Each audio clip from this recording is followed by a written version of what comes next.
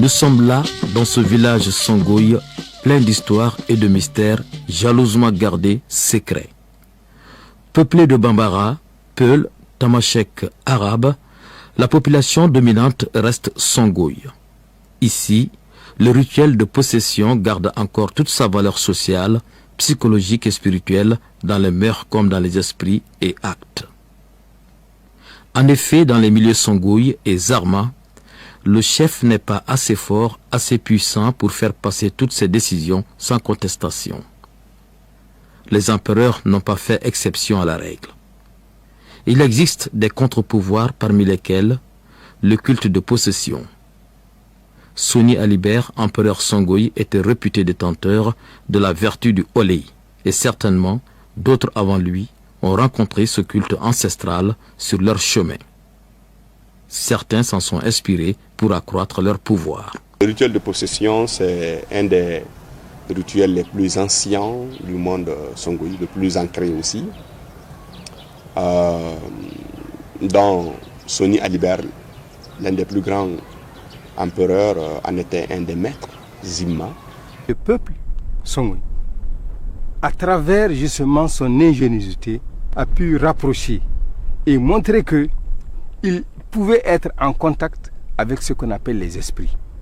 Et comme vous l'avez cité, les esprits avaient des noms. Il y avait Harakoy, il y avait Dongo, il y avait Maruru, il y a Marukiri, Kajega, Yariyaru, Lombo, Badeze, Badakeina.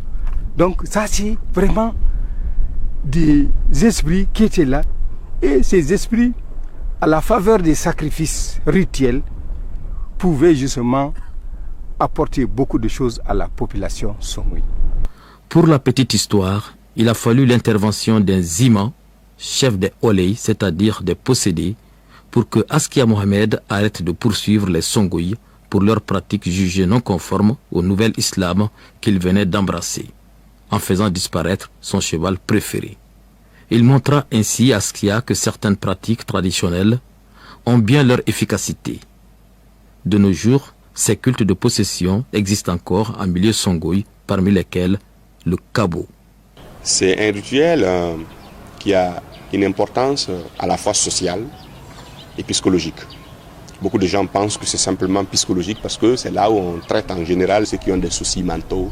Mais il n'y a pas que cette importance psychologique sur laquelle nous allons nous étendre, mais il y a l'importance sociologique aussi. Les rituels de possession étaient un moyen de cohésion sociale. Toutes les familles qui ont en commun un génie protecteur sont des familles qui sont appelées à cohabiter de façon très pacifique, à ne pas se faire du mal.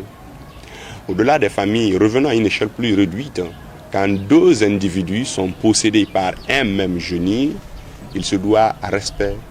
Ça crée une certaine fraternité, quand bien même que ce ne soit pas par le lien de sang entre ces deux individus-là. On les appelle des ko-tamei. Ko-tamei. Tamei, ça veut dire l'esclave ou le cheval ou le réceptacle ou l'homme possédé par un génie. Son ko, maintenant, c'est l'autre, celui avec lequel il partage le même génie. Quand il y a des rituels de possession, les animaux qu'on égorge, les grandes quantités de crème qu'on prépare sont partagées à tout le village.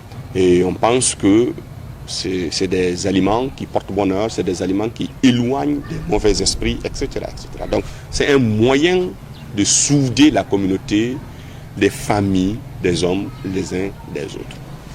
Mais ce pourquoi le rituel de possession est encore très important, c'est sa place sur le plan psychologique. Toutes les sociétés ont leur Freud. Toutes les sociétés ont leurs psychanalystes, ont leurs psychiatres, etc., etc. Tout ce qui s'occupe de la maladie mentale. La maladie mentale, chez les Songhai, est en général traitée sous le prisme du Olei. D'où d'ailleurs le mot Olei qui veut dire la folie. En général, c'est les fous qu'on traite. Et une fois que ces fous-là sont guéris, ils rentrent dans une communauté d'initiés qu'on appelle Olehor. Rituel de possession, traduction littérale. Dans toute société, on a des gens qui, pour une cause ou une autre, deviennent des déviants. Des gens qui perdent l'esprit un moment. Des gens qui sont carrément dans l'errance, qu'on prend, qu'on amène chez les maîtres de ce rituel-là, qu'on appelle les imams, qui par la vertu des relations qu'il posséderait avec les génies, les guérissent. On a vu des gens qu'on a ligotés pieds et mains, qu'on a amenés au cours d'une nuit avec le son magique du violon, avec la puissance incantatoire des maîtres Zima, on les a guéris. C'est des gens qui sont retournés dans la communauté normalement. En fin d'hivernage, après les récoltes, a lieu cette cérémonie dénommée Kabo. Après plusieurs tractations et sacrifices, notre présence a été finalement acceptée. Le Kabo est une grande quantité de crème que le chef des possédés fait préparer. Tirée du nom de la plante aux vertus magiques et médicinales utilisée dans la préparation de la grande crème, le Kabo est fait à base de mil auxquels sont ajoutées des épices assez fortes et piquantes telles que le piment et d'autres produits dont la nature est strictement gardée secrète. Ce produit fini d'après les croyances prévient les mauvais sorts et guérit plusieurs maladies. Cette cérémonie est un signe de reconnaissance de la part des adeptes. À travers eux, toute la communauté, vis-à-vis des génies du ciel, de la terre, de l'eau et du vent. Et cela pour la protection du village et de la bonne récolte. Le Kabo désigne également l'événement annuel des rituels de possession Songhai dédié particulièrement aux génies, les anciens du panthéon Songhai.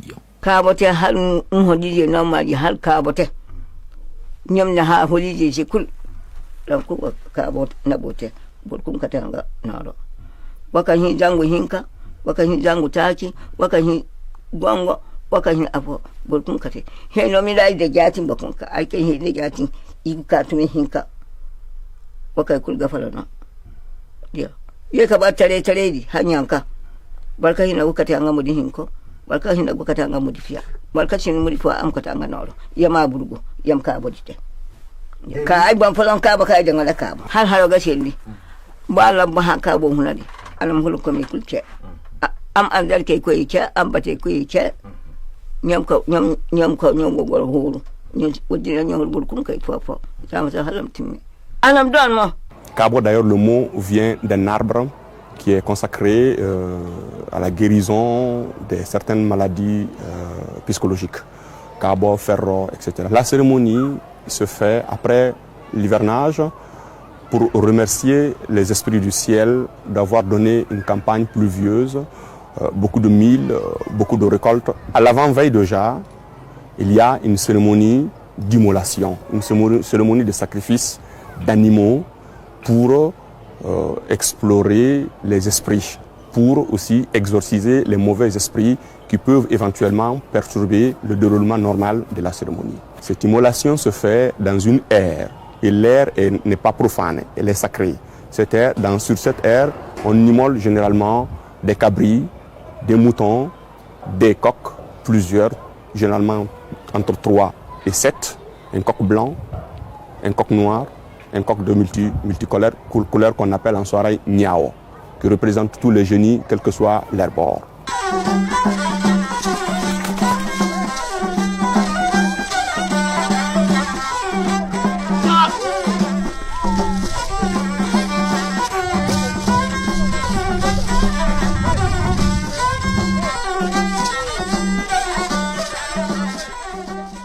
Après cette cérémonie,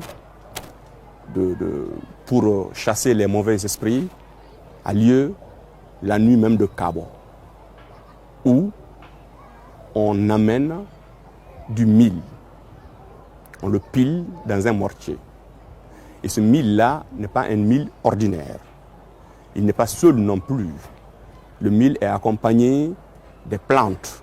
Et une fois que quelqu'un, un homme normal, un possédé, un initié alors, est possédé par un des esprits de Badizei, on joue l'air de ce possédé-là, celui qui a reçu un esprit, prend le pilon et pile le mil et tous les autres ingrédients qu'il y a dessus.